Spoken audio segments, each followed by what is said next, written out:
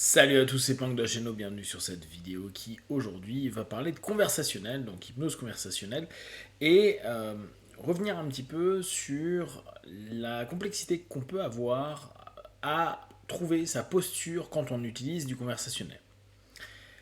De mon point de vue, le conversationnel s'utilise principalement en dehors du cabinet. Bien qu'on fasse énormément de conversationnel en cabinet, la meilleure façon d'optimiser le conversationnel, dit autrement, de voir s'il y a une efficacité dans le travail que l'on fait en conversationnel, c'est dans le quotidien. C'est-à-dire utiliser des techniques hypnotiques pour mettre en transe, suggérer et peut-être obtenir un phénomène post-hypnotique, un retour de suggestion de nos interlocuteurs. Quand on dit que potentiellement notre communication est de l'hypnose conversationnelle, on va automatiquement avoir l'émergence de l'idée: est-ce que tu n'es pas en train de me manipuler? Et c'est le cas. L'hypnose en conversationnel, quand techniquement on peut nommer ça hypnose, est orientée pour suggérer, diriger, en somme manipuler, des personnes qui ne sont pas au courant que vous êtes en train d'utiliser un outil pour l'emmener. Alors après, on peut me dire, oui, mais c'est aussi de la rhétorique, ce qui est tout à fait le cas. C'est de la tchatch, ce qui est tout à fait le cas. C'est pour cette raison que très souvent, on met en avant l'hypnose conversationnelle et l'hypnose de façon générale comme étant quelque chose de naturel. Toutes les personnes qui présentent bien, communiquent bien, des personnes qu'on va dire qui sont charismatiques, qui arrivent à haranguer les foules, etc., on va très facilement dire: ah ouais, non, mais il a quelque chose en plus.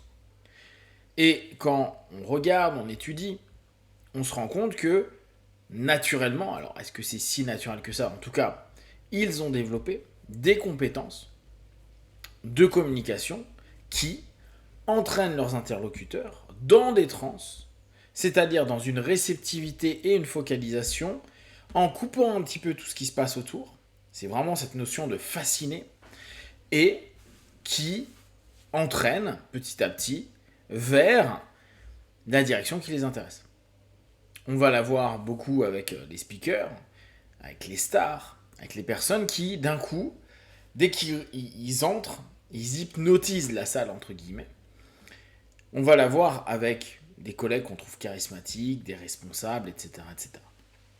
Au fur et à mesure du temps, il y a eu un cheminement qui s'est fait, il y a eu des propositions qui ont été mises en place pour apprendre ça. Il y a des formations, et les gars adorent vous vendre des formations sur le sujet. Dire, n'hésitez pas, devenez leader charismatique. Et très souvent, outre bien sûr tout ce qui pourrait être body language, comment vous habillez, on va avoir cette notion de comment parler, comment vous exprimer, comment montrer de la confiance, etc. Revenons sur l'hypnose conversationnelle. On a, la plupart du temps, un questionnement à se poser, ou à avoir en tout cas, sur notre posture. Donc quand je parle de posture, c'est la manière dont nous, on va appréhender ce qu'on est en train de faire, la manière dont on va rester dans un rôle qui, la plupart du temps, est utilisé pour un objectif. J'utilise de l'hypnose conversationnelle pour convaincre des personnes. À ce moment-là, je suis dans le rôle du communicant, dans le rôle du professeur, dans le rôle de l'ami qui veut orienter la conversation ou atteindre un objectif au travers d'un discours, voire d'un échange. Et derrière, je sais le rôle que j'ai, c'est-à-dire celui qui va être l'opérateur, et ça va faire partie de ma posture. Maintenant, est-ce que j'aurai une posture à même niveau, en posture basse, en posture haute, plein d'éléments? Est-ce que je vais être provocatif? Est-ce que je vais être empathique? Est-ce que je vais être amusant? Est-ce que je vais être froid? Il y a mille et une choses à voir dans la posture. Une question première qui est à se poser, c'est, ok, si j'admets que ce que je suis en train de proposer au monde est potentiellement un acte manipulatoire, un acte d'influence, parce que je sais bien que se dire qu'on manipule, on va avoir très rapidement une rationalisation. Oui, mais tu manipules pour le positif, pour le bien. Ça reste de la manipulation. En tout cas, l'influence qui va être proposée pendant l'utilisation de l'outil doit nous interroger pour savoir dans quel but je le fais. Je vais prendre un cas qui est commun, et je pense que beaucoup d'entre vous, d'autant plus si vous faites de l'hypnose, vous le faites plus ou moins volontairement. C'est un ami, un membre de la famille, un collègue, quelqu'un qui ne va pas bien. Et, reflet empathique, vous dites, j'aimerais bien qu'il aille mieux. Première question, si je commence à utiliser mon hypnose conversationnelle, si je commence à faire des recadrages, etc., dans le cadre de l'amitié, dans le cadre du boulot, dans le cadre de ce que je veux, est-ce que je le fais pour lui ou est-ce que je le fais pour moi?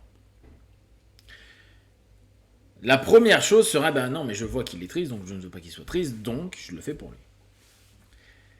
Est-ce qu'on est dans un rapport empathique qui est égoïste, où en fait je ressens ce qu'il ressent et je ne veux pas ressentir ce qu'il ressent, ou je ne veux pas ressentir qui me met mal à l'aise, donc je vais trouver une solution, je vais l'aider. Ou est-ce que je vais être compassionnel? Et dans ce cas-là, je suis vraiment touché et je veux vraiment qu'il aille mieux, mais pas forcément pour moi. Et cette question-là, elle peut paraître anodine, mais elle est assez complexe à répondre. Parce que, du coup, si on commence à faire de l'hypnose conversationnelle pour apaiser la douleur de la personne, il faut savoir quelle posture j'ai. Est-ce que j'ai la posture de la personne qui ne veut pas souffrir, ou j'ai la personne qui veut réellement que la personne avec qui on a le dialogue, le discours, se sente mieux, qu'importe ce que moi je ressens. Après, vous pourrez me dire, oui, mais c'est entre les deux. À vous de déterminer. À partir du moment où j'ai décidé de l'utiliser, on revient sur ce qui est très très souvent vendu dans l'hypnose indirecte de façon générale et conversationnelle, c'est de dire qu'il y a un côté assez permissif. Parce qu'on ne va pas s'opposer, on va travailler au niveau sémantique, travailler la mise en transe pour qu'elle soit très écologique pour la personne qui est avec nous, qui soit la plus optimum, afin qu'il n'y ait pas de rupture brusque de pattern, que tout se fasse en douceur, et tout se fait de façon indirecte, donc cachée. Ce que moi j'appelle la plupart du temps le covert, l'hypnose couverte. Pour moi, l'hypnose couverte se passe à partir du moment où la personne en face de nous ne sait pas qu'on est en train de faire de l'hypnose. À partir de là, donc la question c'est, toujours dans notre posture, est-ce que c'est permissif? Dans la notion, est-ce que j'ai la permission d'utiliser l'ensemble de techniques que je peux connaître pour permettre à une personne d'aller mieux? Je m'explique pourquoi la question, elle me paraît importante alors qu'elle pourrait complètement paraître anodine.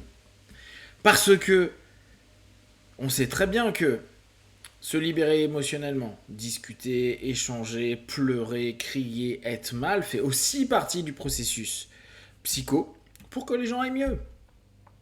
Qui je suis moi pour diminuer, apaiser, relâcher, calmer cette notion-là? C'est pour ça que je repose la question au départ, dans ma posture, est-ce que je le fais pour moi ou est-ce que je le fais pour lui?